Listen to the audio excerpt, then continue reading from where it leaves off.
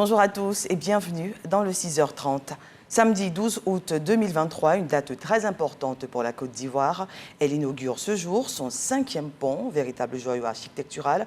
Le pont à haubans de Cocody fait davantage rayonner Abidjan perd les lagunes, capitale économique de la Côte d'Ivoire. Mais avant son inauguration, à 11h, retour sur l'échange de notre reporter Herman Guivet avec le ministre de l'Équipement et de l'Entretien routier. C'était hier au journal de 20h avec Kolo Koulibaly.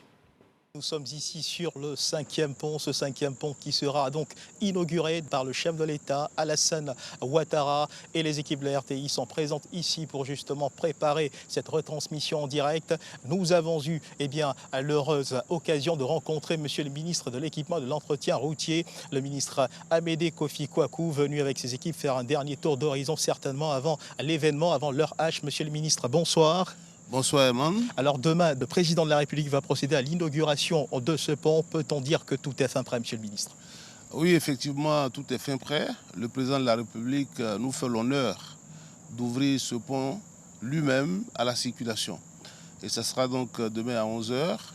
Et nous sommes très heureux. Nos équipes ont été mobilisées pendant de nombreuses années pour pouvoir construire cet ouvrage. Et demain, ce sera donc l'apothéose. On pourra donc livrer cet ouvrage aux Ivoiriens.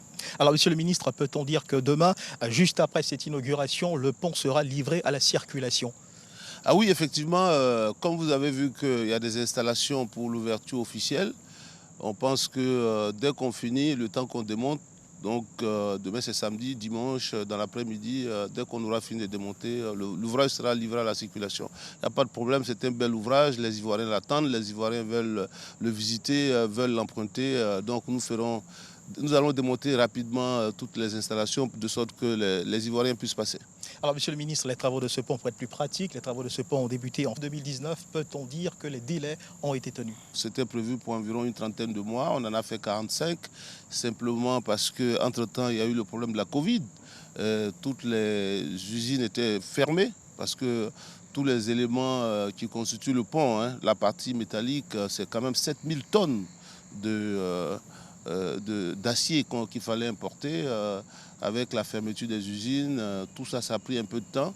Et puis les techniciens, parce que c'est un pont qui est un peu spécial. Donc déjà, tous les éléments étaient fabriqués.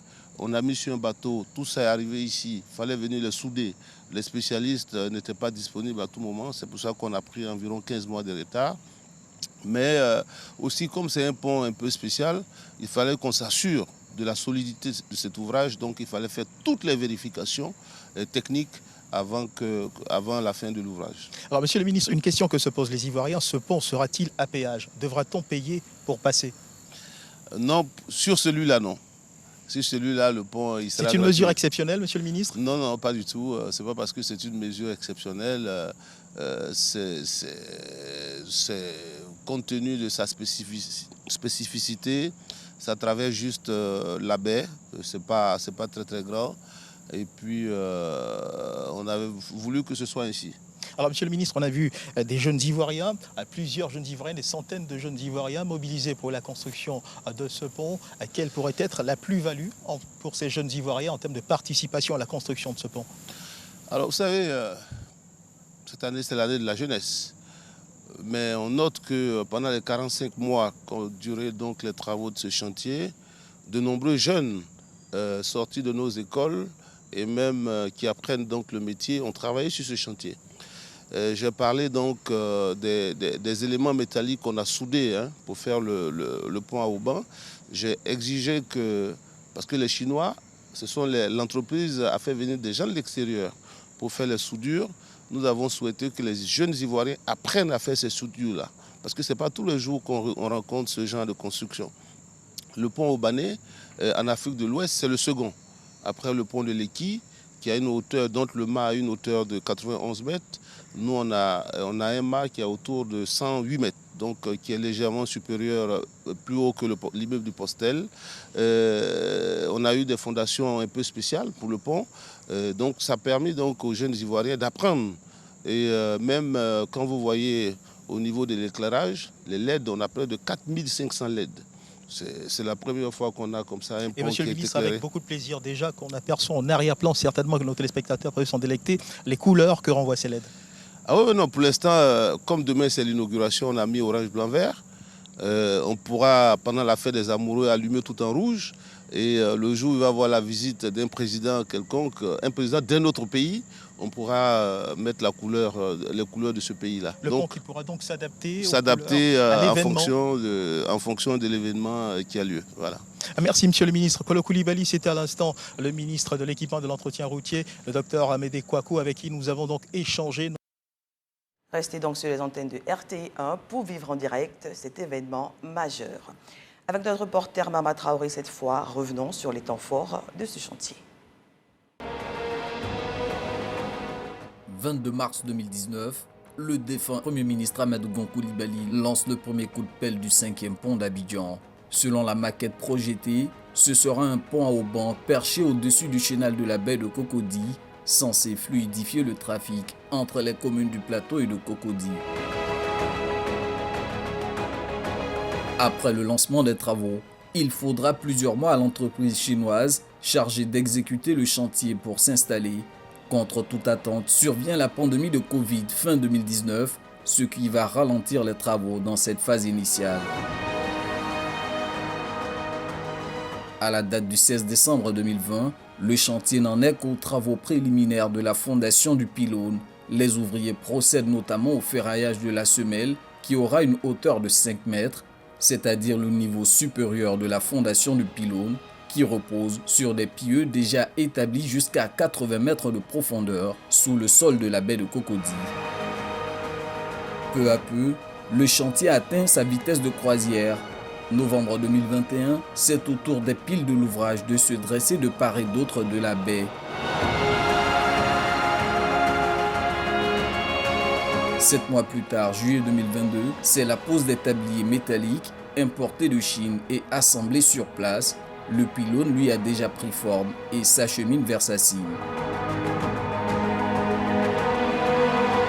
Une date à retenir, le 9 décembre 2022, experts et ouvriers fixent enfin le premier auban sur le sommet du pylône.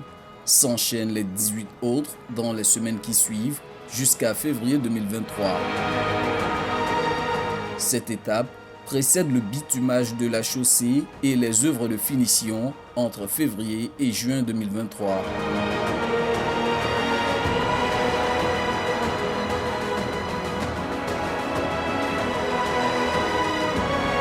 Pour bâtir cet ouvrage titanesque, il a fallu utiliser 8000 tonnes de fer et 63 000 mètres cubes de béton durant 4 années. Si ce pont permettra aux populations de circuler beaucoup plus librement, cette convention les aidera à voter dans un climat social apaisé. Il s'agit de la charte d'engagement à la paix, initiée par le médiateur de la République pour des élections sans violence. Elle a réuni récemment les candidats des communes du Plateau, de Trècheville, de Yopougon et de Port-Boué. Ces derniers ont répondu à l'appel de la cohésion sociale. Éric Goré. Le médiateur de la République poursuit sa sensibilisation pour maintenir la paix en période électorale. En face de lui, les candidats au municipal de la commune de Trècheville. Toutes les étapes respectées, ils signent la charte d'engagement à la paix. À leur suite, les candidats de la commune de Port-Boué sont à l'honneur. Ils bénéficient des conseils du médiateur de la République. Chers candidats aux élections municipales, je voudrais vous inviter à conduire une campagne électorale apaisée, sans violence, où seuls le programme et le projet de société seront exposés aux électeurs en vue de recueillir leur suffrage.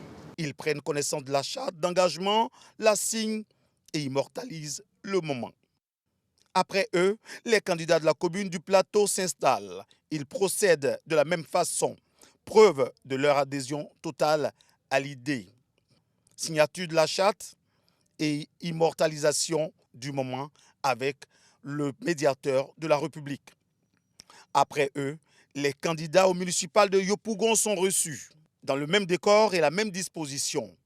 Après avoir été témoins de toutes ces étapes, ils s'engagent. Et donc nous voulons des élections apaisées. Nous sommes heureux qu'on nous ait invités à cette rencontre-là. Et véritablement, nous voulons des élections apaisées et transparentes à Yopougon. Élection, ce n'est pas palabre. Moi, Kei, candidat, je m'engage aussi à participer à des élections apaisées. Nous allons continuer sur cette ligne droite pour les élections du 2 septembre, pour le bien-être de la population de Yopougon. Pour moi, rien ne peut se faire sans paix. Et donc tout peut être obtenu, tout peut se faire dans la courtoisie, l'élégance, parce que ce qui nous unit est plus fort que nos compétitions. Le médiateur de la République reste constant dans cette vision. Un bilan très positif qui se termine avec la très grande commune de Yopougon. Nous avons échangé avec les candidats pour leur dire que ce qui était important pour nous, c'est leur engagement à conduire des élections apaisées et sans violence. Pour l'intérieur du pays, des délégations sont en mission pour rencontrer tous les candidats aux futures élections. Les autorités ivoiriennes s'engagent également dans la sécurité alimentaire des populations. Très actifs, les services du ministère en charge du commerce sévissent. Ils ont récemment interrompu les activités d'une fabrique de produits laitiers de la zone industrielle de Yopougon. Elle ne respectait pas les mesures d'hygiène recommandées. Dangui.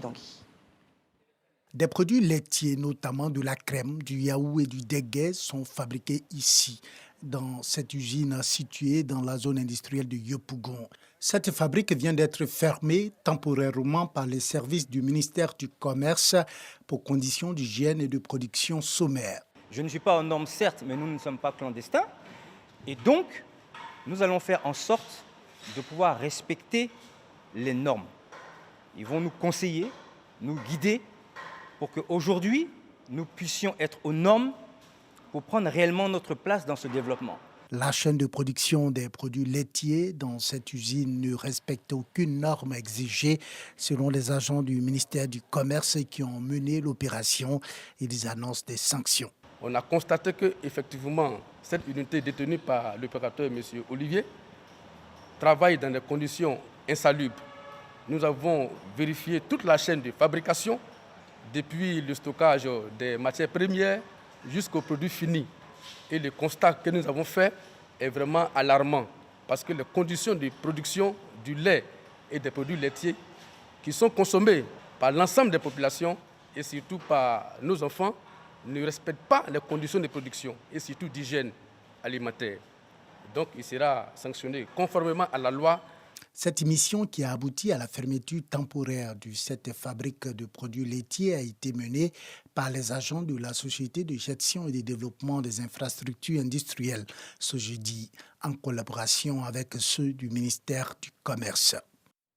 Et sachez pour terminer que la réunion sur la réactivation et le déploiement de la force d'attente de la CEDEAO au Niger, prévue se tenir aujourd'hui, est reportée à une date ultérieure. Rappelons-le, les chefs d'état-major des armées des pays membres de la communauté ouest-africaine devaient se retrouver ce samedi à Accra pour plancher sur la question. C'est la fin de ce journal. Merci de l'avoir suivi et bonne suite de programmes sur RTI 1.